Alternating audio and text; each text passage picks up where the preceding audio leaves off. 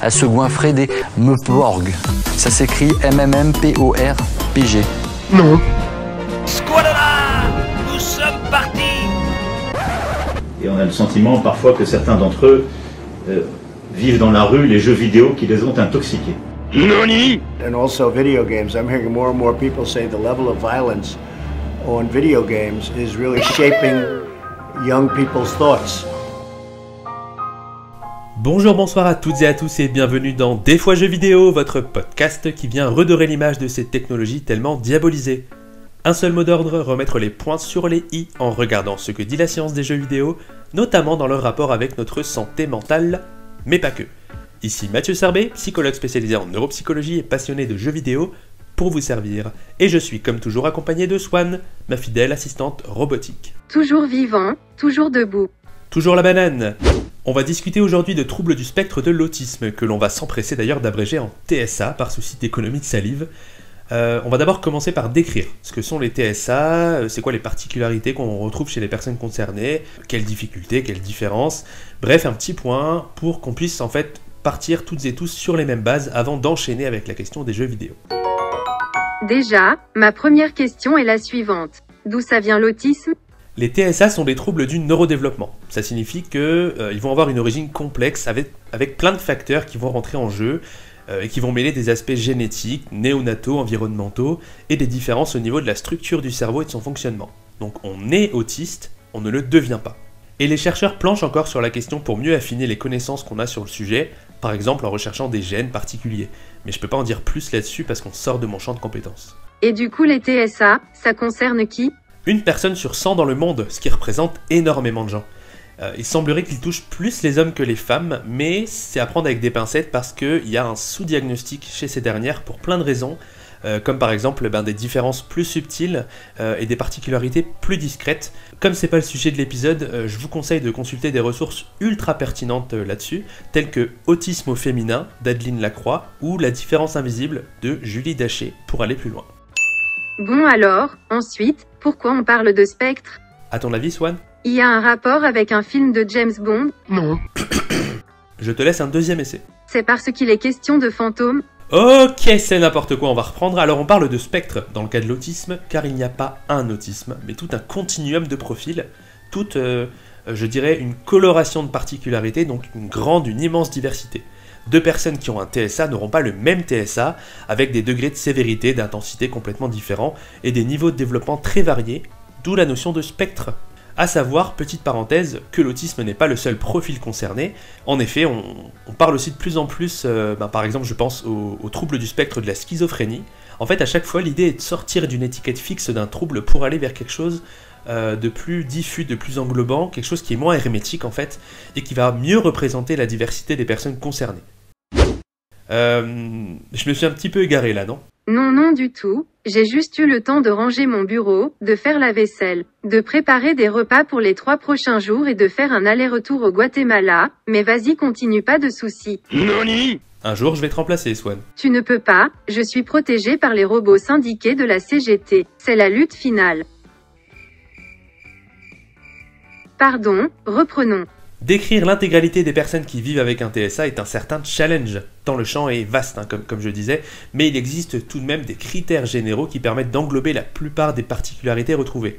Je me base ici sur ceux du DSM-5, qui est, si vous ne connaissez pas, c'est la dernière classification en date de l'Association américaine de psychiatrie. C'est là qu'on retrouve tous les critères diagnostiques pour plein de troubles, plein de pathologies. Et quels sont ces critères ? On va avoir ce qu'on appelle la dyade autistique, c'est-à-dire 2 grandes cases dans lesquelles on classe des signes particuliers, des symptômes. Et ces 2 cases sont les suivantes. Donc on a le déficit de la communication sociale et des interactions d'un côté, et de l'autre, ce qu'on appelle le caractère restreint et répétitif des comportements, intérêts et activités. J'ai rien compris. Non, ou alors c'est moi Non, moi non plus, j'ai rien compris. Pour faire clair, à l'intérieur de la première catégorie, on va retrouver par exemple moins de réciprocité émotionnelle et sociale, des difficultés dans la communication non verbale, du mal à regarder dans les yeux, des choses comme ça. Et les personnes concernées vont exprimer parfois des difficultés à créer, maintenir, comprendre les relations avec les autres. Dans la deuxième catégorie, on va retrouver les mouvements stéréotypés répétitifs. Par exemple, vous avez peut-être déjà vu au niveau des mains qui vont bouger sans cesse. mais aussi, on retrouvera aussi une rigidité dans le comportement, les personnes qui vont exprimer un besoin de garder une routine avec une difficulté à faire face au changement par exemple, ça peut être assez caractéristique. Et un autre signe assez connu et qui est bien repris dans la culture populaire, ça va être la présence d'intérêts spécifiques, comme par exemple être focalisé sur les trains ou les chevaux ou par hasard les dinosaures, ou encore la géographie par exemple, de façon extrême et très pointue. Et on aura aussi des particularités dans le traitement de l'information qui vient des sens, par exemple au niveau visuel ou au niveau des sons, au niveau auditif. Et c'est là qu'on va retrouver une hypo ou une hypersensibilité. Donc là on a déjà beaucoup d'infos, et je comprends bien que chaque personne a ses particularités avec ses intensités. Moi j'aime bien discuter cognition aussi. Et du coup je me demande s'il y a des choses à noter là-dessus. Eh bien oui Swan, on retrouve également diverses, je dirais, particularités au niveau cognitif. Alors par exemple dans l'exploration visuelle, dans le langage, mais aussi beaucoup dans les fonctions exécutives. On en a parlé dans l'épisode sur la cognition, avec des difficultés à faire preuve de flexibilité ou à s'organiser. Mais on retrouvera aussi des choses au niveau de l'attention et de la cognition sociale. Sur ce dernier point, ça paraît logique, au vu des signes de la dyade que tu as décrite juste avant. Eh bien tout à fait, c'est exactement ça. En fait, les difficultés qu'expriment les personnes concernées au niveau des émotions, ou par exemple du fait de se mettre à la place de l'autre, forcément ça peut venir impacter les relations sociales. Après, avec l'avancée en âge, les personnes vont, on pourrait dire, porter un masque social, vont s'adapter, voire se suradapter, ça peut être très fatigant d'ailleurs. Elles vont réussir à apprendre des codes sociaux qui ne sont pas forcément intuitifs pour elles. Enfin voilà, il y a des moyens qui font que ça va être un peu plus masqué dans les interactions avec les autres. Mais encore une fois, ça demande beaucoup d'énergie, en général c'est très fatigant pour les personnes concernées. Merci pour l'information. Et du coup, pour les personnes qui vivent avec un TSA, qu'est-ce qu'il y a comme perspective ? Différentes lignes dans la démarche diagnostique déjà, allant du repérage par les médecins généralistes, les parents, les profs, au diagnostic courant dans les centres médico-psychologiques, les CAMS aussi, auprès de psychiatres, de pédopsychiatres, et enfin on a les centres ressources autisme aussi, pour des situations plus complexes à démêler. Après, au niveau des accompagnements, il existe des tas de professionnels et de techniques. On va retrouver les psychologues de diverses spécialités, pas que les neuropsys, mais aussi les ergothérapeutes, des psychomotriciens, des orthophonistes, des médecins, des éducs. Enfin bref, il y a du monde en fait qui peut être dans la boucle et qui peuvent proposer plein de suivis différents. Alors je pense évidemment au suivi cognitif, parce que en tant que neuropsy je pense à ça, mais il y a aussi tout ce qui est des psychothérapies, des TCC, des thérapies familiales, des suivis au niveau du langage, de la motricité, jusqu'à parfois des accompagnements plus spécifiques dans le quotidien. Mais on n'a toujours pas parlé de jeux vidéo, Swan. Je te laisse faire tes intros maintenant, même si elles durent des plombes. On dirait des titres de Metallica. Ok, j'accepte la vanne. Bien joué, Joe. Il nous reste tout de même du temps pour faire des liens entre TSA et jeux vidéo, et des études parues ces dernières années ont mis en évidence des résultats très intéressants sur la question. Alors déjà, les jeux vidéo pourraient aider à accompagner certaines difficultés, par exemple aider au niveau des habiletés sociales et de la communication. Après tout, c'est des terrains virtuels d'entraînement où on peut, si on le décide, tous les jeux évidemment ne proposent pas ça, mais on peut être confronté à d'autres personnes, mais dans un cadre beaucoup plus sécure, différent de la vie réelle, mais beaucoup plus sécure encore une fois. Here we go! D'autres auteurs ont pointé du doigt une réduction du stress, des signes d'anxiété par exemple, chez les personnes concernées par un TSA jouant aux jeux vidéo.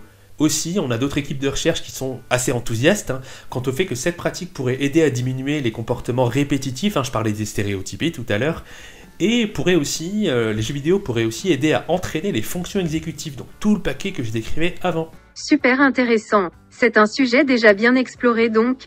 Oui et non, Swan, parce qu'il y a encore énormément à découvrir. En fait, aujourd'hui, on a des possibilités de créer des immersions encore plus poussées. Je pense à la réalité augmentée, je pense à la réalité virtuelle, évidemment. Donc t'imagines le potentiel pour travailler les émotions, la cognition sociale, les interactions avec l'autre, le potentiel aussi pour diminuer la charge anxieuse si la personne qui a les difficultés à aller dans les relations, au contact de l'autre, peut d'abord s'entraîner dans un monde virtuel. Ton enthousiasme est très communicatif, bro, ça fait plaisir. Je saute de joie. En tout cas, c'est écrit dans mon code, mais je ne peux pas sauter pour de... Non, mais l'intention y est, je constate, ma chère, je constate. Charge maintenant aux chercheurs et chercheuses de poursuivre les travaux. Il y a là une importance cruciale d'une collaboration entre, d'un côté, les personnes qui développent ces jeux vidéo, mais aussi les professionnels de terrain, santé, médico-social, etc. Et évidemment les personnes concernées qui connaissent mieux que quiconque leurs besoins et les domaines dans lesquels elles souhaitent être accompagnées. T'as un exemple pour l'avenir ? Une étude récente ? Ah mais quelle superbe question, Swan, c'est incroyable. On dirait presque que l'épisode est écrit. Je vais prendre pour exemple une récente thèse qui nous vient de l'université de Berlin. Elle présente une étude avec un jeu sérieux intitulé Circus Empatico 2.0, que je peux, j'imagine, traduire cirque empathique. Ce jeu a été développé pour entraîner les compétences socio-émotionnelles des enfants avec TSA, et une personne concernée était impliquée dans la création.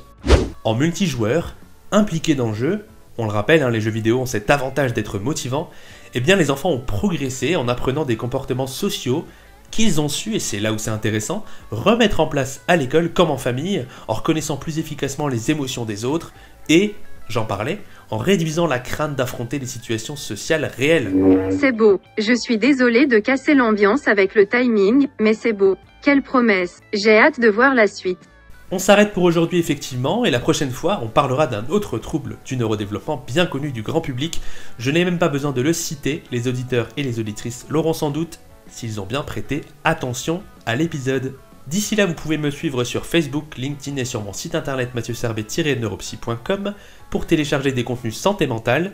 N'hésitez pas à aller voir mon ouvrage Jeux vidéo et santé mentale pour poursuivre sur le sujet. Ça se passe sur Amazon ou directement en me contactant. J'espère que cet épisode vous a plu. On se retrouve le mois prochain pour continuer à promouvoir l'information sur la santé mentale et les jeux vidéo pour des moments de vulgarisation scientifique et de déconstruction des idées reçues. Relax Max, à plus les potos. Comment? J'ai pas compris. Putain la vache, je comprends pas un mot de ce que vous racontez. Allez-y, excusez-moi, reprenez depuis le début, je vous écoute. A bientôt tout le monde. Ciao.